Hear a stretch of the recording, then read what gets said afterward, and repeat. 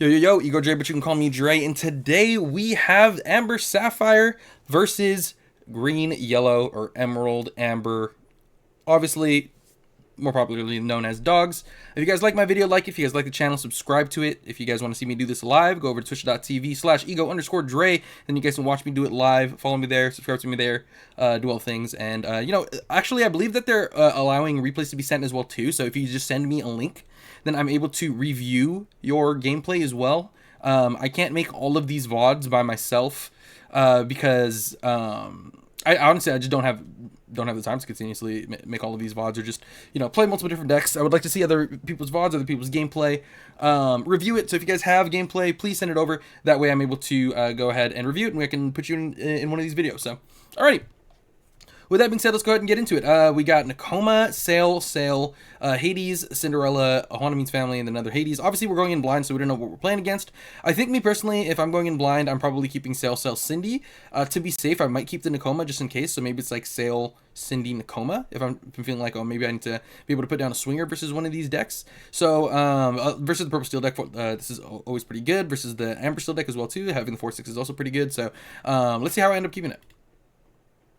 Looks like I do end up keeping Sail, Nakoma, and Cinderella. I get Ohana, World's Greatest Mowgli, and then Cinderella. So we made a couple changes to the deck, so let's see how they end up working out. World's Greatest Criminal Mind goes into the well instantly. He plays a Bobby, so now here I know what I'm playing against, so the game plan has to change.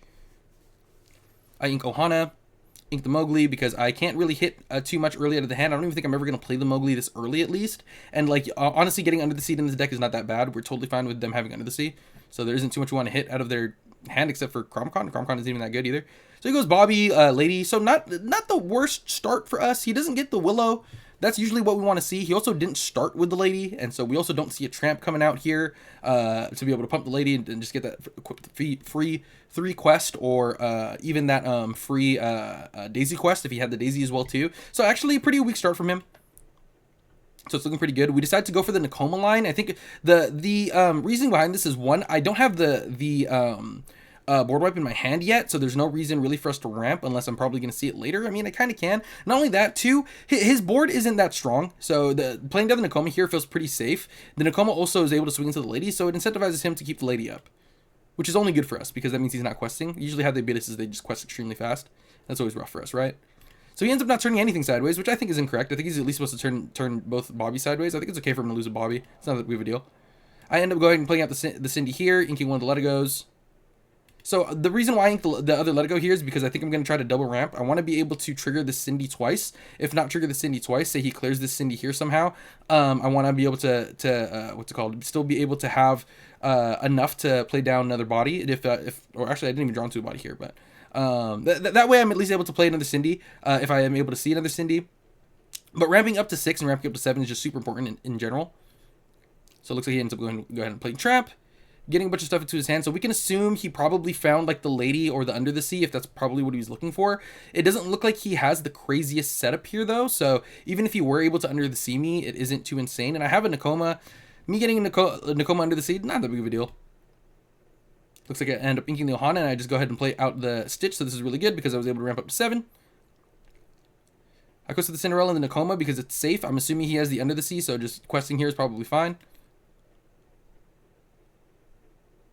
He ends up playing out the double Leela from the grave that he pitched off the Lady, so that is looking really good for him. So in this situation, it looks really dire, right? Because we don't have our board wipe. But believe it or not, it's actually not that bad because he doesn't have any lore on the board yet. He still needs to be able to quest his board sideways, and I have a lot of swingers, so we're not looking too bad. He ends up Under the Sea, or what's called Della's the Tramp here. So he goes Della's the Stitch here. Sorry, Della's the Stitch here, and then he goes ahead and sings the Under the Sea, getting rid of 2 of the bodies. This is good for us because Nakoma's still alive, and he wasn't able to Della's the Nakoma as well too. So now that we still have the Nakoma alive, I am able to play a Sail. I get into the Raging Storm. I go ahead and swing the Nakoma into the 3/3 body that he turned sideways, and I get to Ohana here, get a couple more cards in, and then I think I'm able to ramp again here probably. I end up going Develop, and then grab Visions, and then I play Sail. I play Mowgli to see if there's anything that I could hit, and I actually end up hitting something, which is pretty good. Arguably, you don't even really need to play the Mowgli here. I feel like it's like not even that good. I probably would honestly, looking back, like I would probably just play down the Visions, but playing to the board isn't like terrible here, I guess.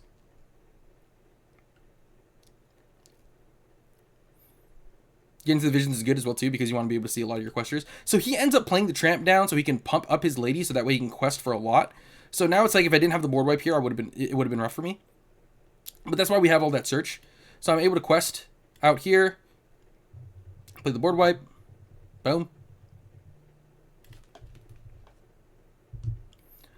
He basically only has 3 cards in hand, but I know he has a lady, and I know he has a Lilo. He ends up inking the Lilo, one of the Lilos, which is really good for us, because we know he has 2 Lilo in the grave, so now there's not like a triple Lilo coming back. 2 Lilos usually enough, because they don't get that much ink, but against us, sometimes they do. But he ends up playing out the lady, and this is really good for us, right, because he only has enough ink to play the lady, which means that our Hades is going to be pretty hot, and we have double let it go for both of the Lilos, right? So I end up drawing it to a Stitch. I go ahead and go Visions. I Visions into the Hades, it looks like, and then I go Hades, go ahead and hit the lady here. So now he has the option to be able to bring back his Lilos. He brings back both of his Lilos, plays out the Bobby, and plays out the Daisy here as well too. So this is an interesting turn, right? Because I this was like a pretty pivotal turn, right? Because he's at 14 lore, right? And the way that they beat us obviously is they quest out the 20 as fast as possible. So our job here is to make sure that they're not able to do that. Obviously, but we need to be mindful of these reoccurring Lilos. So the first initial instinct for us is to be able to double let it go the Lilos, right? Because you want to make it so that those things can't come back, and then we just quest out with the Hades, right? If we double let it go that way, maybe we could also even like sing one of the let it goes, the Hades, play hard play the let it go, and then play the Cindy, but then we can't trigger it because we don't want to clear the Hades in our hand. So what I end up doing instead, because we also want to remember that he's at 14, if he gets a quest off with both this Bobby and this Daisy, we don't know if he's on Go-Go, and he puts himself in Go-Go range. So what I end up doing is I think I end up going let it go, a double let it go, but I hit the Lilo and I hit the Daisy instead. Because the issue with this Daisy being on the board as a 1/4 is that if I play out Hades or if I play out Cinderella, none of them one-shot the Daisy. They have to double swing into the Daisy, and that's really bad for us. So I think what we end up doing, and I think is the fully correct line, is to let it go just one of the Lilos, hard let it go the Daisy, and then swing into the other Lilo. So that way he only gets 1 lore off the next turn. I have the Hades to be able to follow up on this second Lilo that's going to come back from the grave after that, and then I think we're chilling. So this is a big turn here. Yep, I do exactly that. And now I'm sitting on the Hades. He goes ahead and brings this back, right? Brings back the Lilo. Goes up to 15. I draw Spooky, so this is usually just the end of the game versus this deck when the Spooky comes out. At least like this late in the game, it's usually too late. When I'm already ramped up and like I'm still able to keep chaining Hades, like we're looking like we're in a good spot. He plays Delos for fun. Plays out a Bobby. I draw on a Pete, which is really good here because I needed a way to be able to get a little bit more advantage going. I boost the Pete. I play the Cinderella for tempo. Just because a lot of the times versus this deck, when you are in a commanding lead, you have to close it out. Like, you have to. So close it out as fast as you can. Play down that body just to be able to get the extra quest. He goes Hades. I go Hades. He goes Nani. Nani, add the Mowgli. Mowgli looks for something, finds nothing in my hand except for the Hades that's just waiting for him. And then I draw into the second Spooky site, which basically just says game over, right? If I didn't draw into it there, I was probably going to find something even better. So it's not that big of a sack, honestly. But it definitely ends up winning me the game, or ending the game much faster for me, which is good. He ends up playing out Lady. Lady summons Daisy. Lady summons, and then he goes ahead and summons a Daisy as well too. So now this is pretty big for me, right? Because now we know he's on Go-Go. He plays out a Go-Go as well too, and he's heavy committed to the board. I have board wipe here. There's a lot of ways that I could win. I could try just going sideways and then just hitting one of the bodies, but he still puts me on lethal no matter what, right? Because he ended up playing this Go-Go out. So what I end up having to do is I just go quest with everything. Let's see what I end up finding. I find a Develop. I play the Develop first. I find another Moana. And so then I end up just questing out with everything and just playing the board wipe. Boom, fully board wipe him. And now I have Hades to be able to follow up with anything if he goes anything huge, but he only has 2 cards here. And if he doesn't have anything huge, I can present lethal with Moana. Which I think is what I end up doing. He goes Mowgli, finds nothing in my hand. I go Moana. And then I go Moana, and it's like, okay, well, I don't imagine you have Della's under the sea, especially when you played three Dellas on me already, right? Oh, he played all 4 this game. Wow. Yeah. So all four Dellas went in. He has no way to clear both of my Moanas, and I'm able to just win that game. So that's one of the ways that you can definitely steal the games from the dog players. Granted, he didn't have like the greatest opening. He never got to resolve his tramp. But even though, or actually no, he did get to resolve his tramp, yeah. But even still, even with all the Lilos, I'm able to play through a lot of the Lilos if I'm just sequencing everything correctly, and I'm able to ink the correct targets, right? I'm able to target the correct targets with my cards. So it's looking pretty good. Let's go to game 2. This looks like for this one we have Raging Storm, Cinderella, Tipo. Visions, Mowgli, Cinderella, Let It Go. I think here the game plan is probably just keep the Cinderellas. And obviously the 2-cost ramp. Like, I'm looking for ways to be able to clear the board. I'm mainly looking for Spooky Sight, especially since we're going second. So let's see what I end up doing. I end up keeping just one Cindy in the Tipo, but I do end up finding the Moana. I find a Mufasa, which probably has to end up getting inked by the Tipo. And then I find the Spooky Sight, which is good. So he inks, plays the Daisy, and that's like one of the worst startings versus us. Because Daisy is actually really, really tough for us to deal with for the most part. Even though we're able to Spooky Sight it, it gains, usually by the time I Spooky Sight it, it's already gained like 8 lore, so it's tough for us to deal with from this turn early.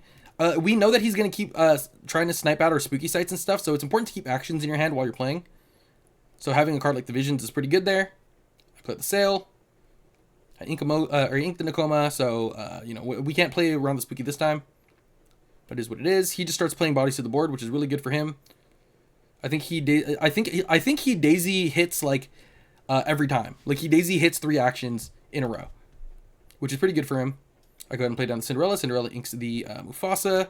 He goes ahead and gets the Tramp off, which is really bad for us because now we know that he probably has a Lady or a Go-Go in hand. So he has ways to end the game. He goes up to 11. Inks the Sapphire Champion. I play Nakoma. I go for the Spooky Sight here. He still has the Tramp up. The issue is that he has a Lilo coming back. That's a problem that we're going to have to deal with eventually. I think I end up questing with the Cinderella. Yep, I end up questing with the Cinderella. But he's at 11, which is pretty high. He ends up just hard playing the Lady, which we knew he had because he ended up resolving the Tramp. Lady's always good against us. So I would also always do that as well too. I ink a card. I go ahead and play the Hades. I think Hades hits the Lady here because Lady's the better swinger. Even though Tramp is harder to kill, Lady is able to trade into another body, which we don't like. So I'm able to go Cinderella, swing into this, and now if he wants to be able to swing over the Cinderella, he has to swing his Tramp in, which we're totally okay with. He brings back the Lilo. He just has a lot of ink because we gave it to him off the Spooky. Didn't really have a choice. He's at 15. I take out the Lilo. Looks like I go ahead and Ohana my Cinderella. So I'm able to draw a couple cards. I go to 5. I play down the Pete so that way I can possibly have a way to look for something if I get to a good point here. And then he just goes ahead and Go-Go's me. I think we knew he had the Go-Go in hand, so it might have just been troll for me to quest with the Hades in general. But he just wins the game off that Go-Go either way, I believe. Because he can also just go Bobby swing into the Cinderella, or he can go Tramp swing into the Cinderella as well too. Play the Go-Go down, target it, and then quest with the Bobby, and then I'm just on lethal again. So there's just a lot of ways for him to have lethal here. You know, that's just a classic dog game, so not too much to say there. I tried to ramp up as fast as possible. Sometimes Spooky just isn't enough. And that's okay. So on to the next one. It looks like we have Stitch, Nakoma, Ohana, Pete, Mowgli, Tipo, Ohana. So obviously I want to keep this Tipo. I maybe keep this Nakoma just in case. We are on the play, so playing this on 4 is actually pretty good. So let's see what I end up doing. So I go ahead and I think I put back everything and I find a double Cindy and then Sail and Pete as well too. So this hand is looking really, really good. I just need to find the board wipe at some point. Ink Pete pass. He goes Bobby Lady, which is pretty good. Pretty scary for us. Already. I ink the Tipo, I put the Sail, ink the other Pete. So I think the reason why I ink the other Pete here is because I'm trying to keep actions. I'm trying to keep actions over, keeping the bodies, because I know that he's going to try to Mowgli and look for the board wipes in my hand. So I try to dodge it as much as possible. He doesn't end up Mowgliing me, which is really good for me. He plays the Tramp down, so this Lady can quest for 3, which is fine. We ink the World's Greatest because it's terrible in this matchup. Play down the Cinderella. I think Cinderella inks the Visions. Yes, it does. So the reason why Cinderella inks the Visions here is because we already know that we don't have any other bodies here to play in our hand, at least at that point in time before we got the Hades. That we didn't have any other bodies to play in our hand other than those. So we want to keep the Cinderella just in case, so that way we're able to actually ramp up next turn if we need to. The only issue here is it does put away the uninkable, or the inkable in my hand, which makes so the Spooky Sight might not be able to be played next turn. But if you look at his board, it's nothing too crazy, right? It's a Lady, it's a Bobby, and it's a Tramp. There's no Willows on the board. There's nothing too insane going on just yet, right? So I think it's okay for us to skip like a Spooky Sight turn, and maybe we just double ramp to the Raging Storm instead. So let's see what I end up doing. He just plays the Dellas to play the Dellas. He quests with 3. I think the reason why he did this instead is because, 1, he doesn't have Willow again, which is really good for us because he what's it called? Can't play down the tramp this turn, so that's pretty nice. Also, he quests out and doesn't commit another body because he sees me going to 6, and this ends up being an interesting mind game because I end up drawing the uninkable here, and I couldn't play it anyways. so I'm able to get off this Cinderella, and I can ink twice, which is why this is really paying off, me inking that Visions earlier. Even though I lost the inkable, I get to double ramp with the Cinderella instead, and that not just puts a card in my inkwell, but it also finds me cards, which is just huge, right? So this ends up doing a lot for me. I just go Cinderella. I think I don't swing into the Bobby for a reason. Why did I not swing into the Bobby? Oh yeah, he Delas me. He Delas me, so my Cinderella couldn't swing into the Bobby. But then I end up going just ink, and I find more uninkables apparently. He ends up playing his tramp. So now he finally has enough to be able to play his tramp, which is good for us. Quest with everything, and so now I'm at an interesting turn point here as well too, right? Because I have Cinderella on the board, and he has a board that is board wipeable, but honestly, I still don't think we have to. So I think what I end up doing is I go Cinderella into the lady just to take it out, and then Hades to be able to take out the tramp, and then just leave him up on Bobby tramp, right? And this is like a nothing. Like, this board isn't real for us, which is really good. Which is what we want to see. So being able to do this, it makes it so that we're just saving this forever, and we don't have to use our actions. Not only that, if I play this correctly, I think I hold the Visions as well too. Let's see how I end up doing it.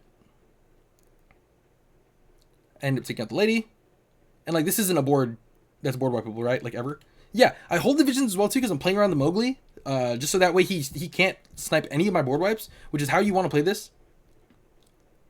He goes Delas, he plays Daisy, and now he just hard played into my Spooky, right?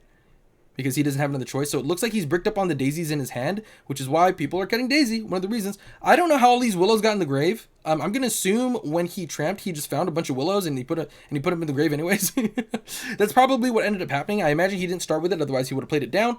But that's a lot of uninkables, right? So probably he ended up sending those to the grave instead of the daisies, because Daisy at least quests for something. But the issue here is all of this gets spookied, right? So I end up playing the Visions. I find the second Spooky, and I ink the Tipo. And then I just Visions his board. Or I just Spooky his board. I quest with everything. Going to 4. He's not out of the woods yet. He goes play Baby Lady. Play another lady. Play a tramp. And then now we just know that his hand was just not good in any way whatsoever. Right? Like, all of his... what's it called? All of his ramp is here in the grave. All of the good bodies that he put out are in his well. Right? Now the only bodies that he has are a bunch of dogs. And like, those are just going to get spookied, right? So I just go ahead and Spooky him again. I don't even play another card. I just quest with everything. I don't even use the World's Greatest Criminal Mind either, because I'm just holding it for Mowgli again. He goes Nani. He finds a Daisy, which is fine for us. He's not, like, threatening any crazy lore amount here, so I just go Moana ink from the grave, play the Cindy, quest with everything, and now we're just looking really strong, right? Now our Cindy's going to trigger a billion times, and I think he ends up scooping there because he sees the writing on the wall. There isn't anything that he can top deck that really outs this board, other than like a UTS. But even if he has the UTS here, like, I'm still just so ahead. I'm probably just going to end up winning just off of questing off of these bodies. And even if I don't quest with these bodies, I can swing to the Daisy. He probably just doesn't have anything yet after that. His gas is just purely gone. And even if he finds a lady, like, it's probably not that crazy. I still always have the Raging Storm to be able to follow up. So that's pretty good. That's honestly how we like to tackle the dog deck. The dog deck is obviously a scary match up for us, but like, if you're teching correctly and you just play towards your win conditions and you play around the Mowgli, which is like the hardest thing about this matchup, genuinely, is like when they rip the song, it's like almost impossible, right? You definitely have ways to win. You do have to get a little bit lucky as well too, though. I think he missed Willow like every game, but that's just part of Lorcana, right? So, all right, if you guys like the video, like it. If you guys like my channel, subscribe to it. Again, I'm streaming over at twitch.tv/ego_Dre every weeknight around 8 to 9 p.m. If you guys want to send in replays to me, just go ahead and copy your link on Duels Inc. To your replay and go ahead and send it over to me, and I am willing to do VOD reviews on my videos. All right, and we'll go ahead and see you guys next time. Have a good one.